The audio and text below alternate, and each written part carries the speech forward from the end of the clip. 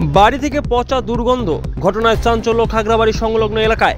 জানা গেছে যে বৃহস্পতিবার সন্ধ্যা থেকে ওই এলাকায় এক বাড়ি থেকে বাসিন্দারা দুর্গন্ধ পাচ্ছিল। তাদের সন্দেহ হওয়ায় তারা ওই বাড়ির আশেপাশে গেলে দেখতে পারে দুর্গন্ধ সেখান থেকে ছড়াচ্ছে। এই খবর জানাজানি হতেই ওই এলাকায় ভিড় জমে যায়। স্থানীয় বাসিন্দারা খবর দেয় পুন্ডিবাড়ি থানায়। পরবর্তীতে পুলিশ এসে ওই বাড়ি থেকে দেহ উদ্ধার করে ময়নাতদন্তের জন্য এমজিএন মেডিকেল কলেজ ও হাসপাতালের মর্গে পাঠায়। তবে কী কারণে এই মৃত্যু হয়েছে তা জানা যায়নি। পুরো ঘটনার তদন্ত শুরু করেছে পুন্ডিবাড়ি থানার পুলিশ বলে জানা গেছে। আমরা সন্ধ্যাবেলা এখানে হাঁটাহাঁটি করছিলাম, তো বাড়ি থেকে ওনার যে মারা গেছে তার বৌদি এসেছিল, তার মনে হয় ভাইস্তার বন্ধুও ছিল সঙ্গে। তা এমনিতে কথা হচ্ছিল যে পাশের বাড়ি যে আছে দক্ষিণ দিকের বাড়িটা, ওই বাড়ির জানালায় একটু বেশি করে গন্ধ, কেমন যেন একটা অস্বাভাবিক গন্ধ, ওরা খেতে পাচ্ছিল না, এরকম একটা কানাঘুষা আওয়াজ শোনা যাচ্ছিল।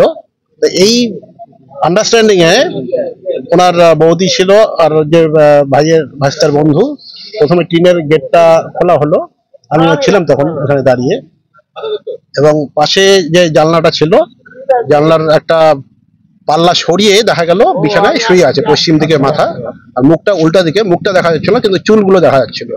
জানলা খোলাতেই একটা দুর্গন্ধ আসছিল। তারপরেই আমাদের মনে হচ্ছিল যে এটা পুলিশকে জানানো দরকার। পুলিশকে ফোন করা হলো, পুন্ডিবাড়ি আমাদের থানা, ওখান থেকে পুলিশ স্যাররা এসছেন। তারা এখন দেখতে পেলেন যে সে সত্যি মৃত অবস্থায় পড়ে আছে এবং চেহারা, মুখ, তার পা বিকৃত হয়ে গেছে। মানে এটা দেখে বোঝা যাচ্ছে যে বেশ কিছুদিন হলো যে মরে পড়ে আছে। এই ব্যাপারটা আজকেই প্রকাশ্যে এলো বেশি করে।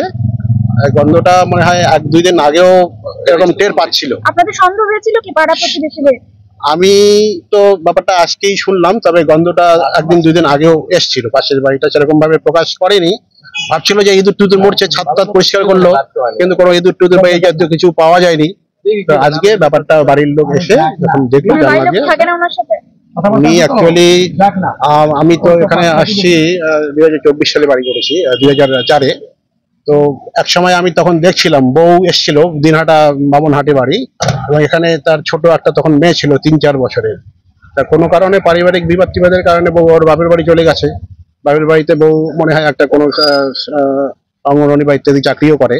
ওখানে গিয়ে আর একটা মেয়ে হয়েছিল, সেই মেয়ে, 2 মেয়ে নিয়ে বউ বাপের বাড়িতেই থাকে, এর সাথে আর কোনো যোগাযোগ হয় না। এ মনে হয় আনতে গেছিল 2-1 বার, তো আসেনি বা বনিবনা ছিল না। একটা ডিভোর্স অফিসিয়ালি হয়েছে কিনা সেটাও জানা নেই। তো ওই ছাড়াছাড়ি অবস্থায় আছে, একাই, একটু মানসিক অবসাদ ছিলই। অসুস্থ, ওর শারীরিক গঠন দেখে আগে যেমনটা আমরা দেখতাম, ইদানিং কিন্তু হালফিল সেরকমটা মনে হয় না, একটু শারীরিক দুর্বলতা ছিল। আমি তো লাস্ট ওকে মনে পড়ে না খুব একটা, তাও 2 সপ্তাহ বা তারও বেশি। আমার বাড়ি 1 সপ্তাহ আগের ঘটনাটা ঘটিয়েছে না, 1 সপ্তাহ হবে না, মানে আমি ছিলাম ওনার বাড়িতে, কুম্ভ মেলায় গেছিলাম। সপ্তাহ 2-1 বা এরকম আগে হয়তো আমার চোখে। পরিবারের লোককে খবর দেওয়া হয়? পরিবারের লোক এসেছিল, বৌদি এসেছিল। পরিবার বলতে ওর, উনি অ্যাকচুয়ালি পেনশনও পেতেন, বাবা চাকরি করতেন এক সময়। হ্যাঁ, মার সঙ্গে পেনশনটা ভাগাভাগি করে চলতো তার সংসার। আর এমনিতে একেবারে কোনো কাজকর্মের মধ্যে ছিল না, ঘুরেই বেড়াতো, এরকমটাই দেখতাম। রঞ্জন রায়।